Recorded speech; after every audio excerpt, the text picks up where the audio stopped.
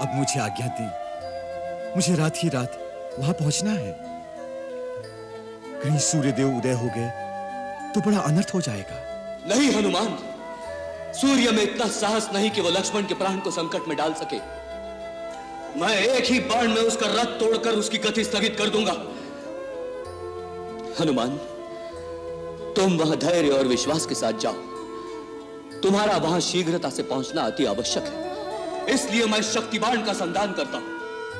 तुम उस औषध पर्वत के साथ मेरे इस बाण पर बैठ जाओ, तुम्हें यह शीघ्रता से वहां ले जाएगा। नहीं महाराज भरत, आपको इतना परिश्रम करने की आवश्यकता नहीं।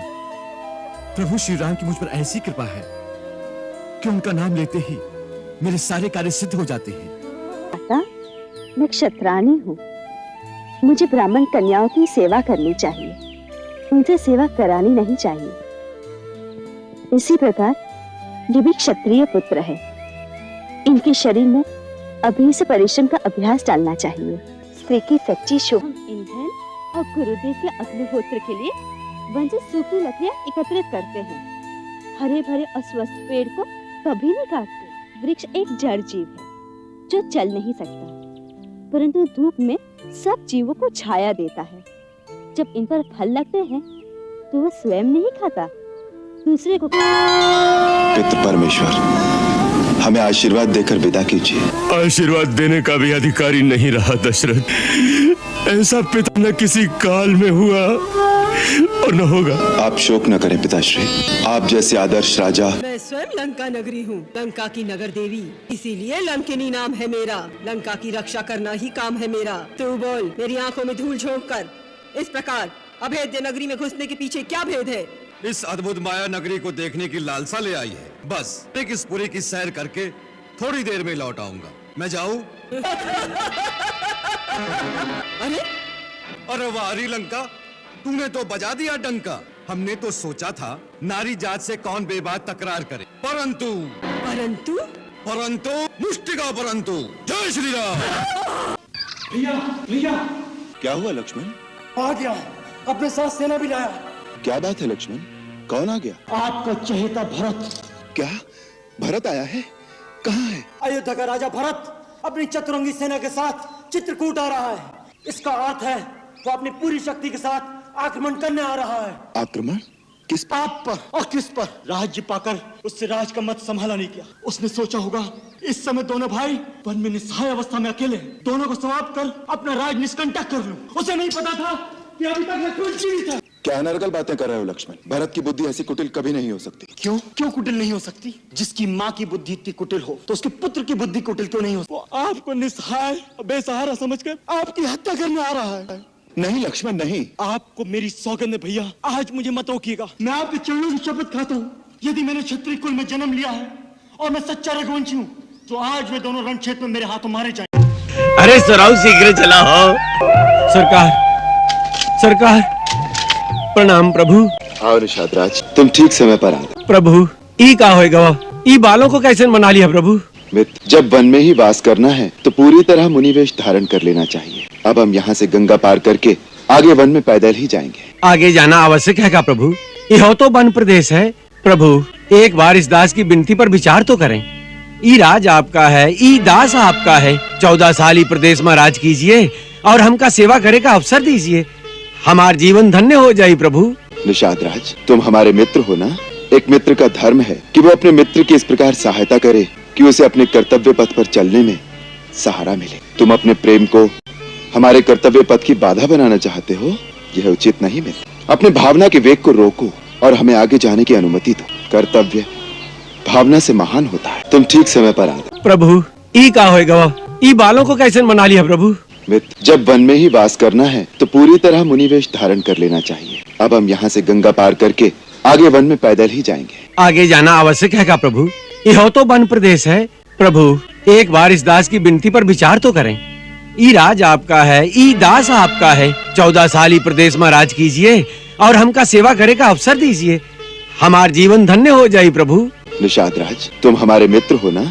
एक मित्र का धर्म है कि वो अपने मित्र की इस प्रकार सहायता करे कि उसे अपने कर्तव्य पथ पर चलने में सहारा मिले। तुम अपने प्रेम को हमारे कर्तव्य पथ की बाधा बनाना चाहते हो, यह उचित नहीं मित्र। अपने भावना के वेग को रोको और हमें आगे जाने की अनुमति दो। मैं तो छोटा भाई हूँ और छोटे भाई का एक ही धर्म है, जब तक वो जीवित है और स्वस्थ है तब तक बड़े भाई को कोई भी कष्ट नहीं होना चाहिए। उसके जीते जी यदि बड़े भाई को चिंता रहे या वो संकट में आ जाए तो छोटे भाई पर धिक्कार है। हम तत्क्षण तुम्हें दे देंगे, परंतु हमसे यूं मुंह ना मोड़ो। तुम रूठ जाओगी तो हम जिएंगे किसके सहारे? देवी, मांगो क्या चाहिए? हम तुम्हें वचन देते हैं, जो मांगोगी इसी क्षण देंगे। देंगे देंगे सदा ही कहते रहते हैं आप, कभी कुछ दिया भी है? आज नए वचनों को लेकर आ गए। अभी तक तो आपने पुराने वचन पूरे नहीं किए, मैं इन नए वचनों को लेकर क्या करूंगी? देवी, कौन से पुराने वचन पूरे नहीं किए? देखा, वो भी भूल गए। महाराज, जब देवासुर संग्राम हुआ था, आप देवराज इंद्र की सहायता के लिए गए थे। असुर शंबर के साथ वहाँ जो युद्ध हुआ था, उस समय मैं आपके रथ की सारथी बनी थी, याद है? या वो भी भूल गए? हाँ हाँ, याद है। ऐसी कुशलता से तुमने युद्ध भूमि में रथ चलाया था कि बड़े बड़े योद्धा चकित रह गए।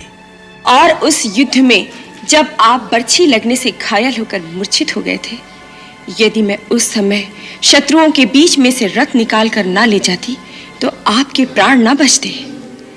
मैं रथ को एक निर्जन स्थान पर ले गई, वहां आपकी सेवा शुश्रूषा की, उससे आपकी मूर्छा भंग हुई, आपके प्राण बचे और आपको नया जीवन मिला था। याद है ना? याद है, सब याद है। उस दिन से हम अपने प्राणों को तुम्हारी ही धरोहर मानते हैं। जब चाहो तुम पर अपने प्राण न्यौछावर कर दे। हे आर्य श्रेष्ठ, अपने धर्म के साथ मुझे भी अपने धर्म का पालन करने दीजिए। माता पिता भाई बहन सारे नाते पीछे रह जाते हैं, केवल स्त्री ही स्वामी के भाग्य का अनुसरण करती है। माँ ने समझाइए ना कि मुझे छोड़कर ना जाए। राम, तू मुझे अभी स्त्री का धर्म बता रहा था कि स्त्री का सर्वस्व पति के चरणों में होता है, फिर सीता के लिए वो आदर्श, वो धर्म दूसरा कैसे हो सकता है? माँ, वनवास स्त्रियों के लिए नहीं है। नाथ, यदि आप मुझे अपने साथ ले जाना नहीं चाहते तो आपको एक दिन रुकना पड़ जाएगा। क्यों? मेरी चिता को अग्नि कौन देगा? ये ठीक कह रही है राम। अगर सीता की प्राणों की रक्षा चाहते हो तो इसे अपने साथ ले जा, मैं अकेले ले जाऊंगी। ठीक है सीते, चलने की तैयारी करो। यदि पुत्रवत नहीं तो मित्रवत ही कहिए। आप ही ने तो कहा था, राम तुम मेरे मित्र हो, मैं अपने प्राण देकर भी आपका दुख दूर करूंगा। माता, आप ही मुझे महाराज के दुख का असली कारण बताइए और ये भी बताइए कि उसका निवारण क्या हो सकता है। मैंने कहा ना, यदि तुम चाहो तो इनके रोग का निवारण हो सकता है। माता, आपको ये शंका क्यों है कि मैं पिता की आज्ञा का पालन नहीं करूंगा? बात ही ऐसी है।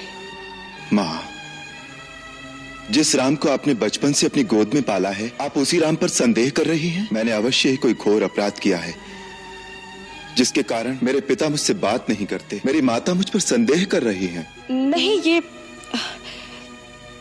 ये तो मैं जानती हूँ कि तू सत्य वचन से हटने वाला नहीं, परंतु क्या माँ, आप केवल संकेत कर दें तो मैं आपके चरणों के लिए अपनी चमड़ी के जूते बनवाता हूँ। पिता की भांति आपका भी उतना ही अधिकार है मुझ पर, इसलिए यदि वो नहीं कहते तो उनकी ओर से आप ही कहिए। मैं क्या करूँ जिससे आपको संतोष हो? तुम कहते हो तो मैं बता देती हूँ। तुम्हारे पिताश्री ने मुझे 2 वर दिए थे और कहा था जब जी चाहे मांग लेना। आज मैंने अपने वो दोनों वर मांग लिए। अब यदि वो मेरे वर मानते हैं तो पुत्र का मोह रास्ते में आ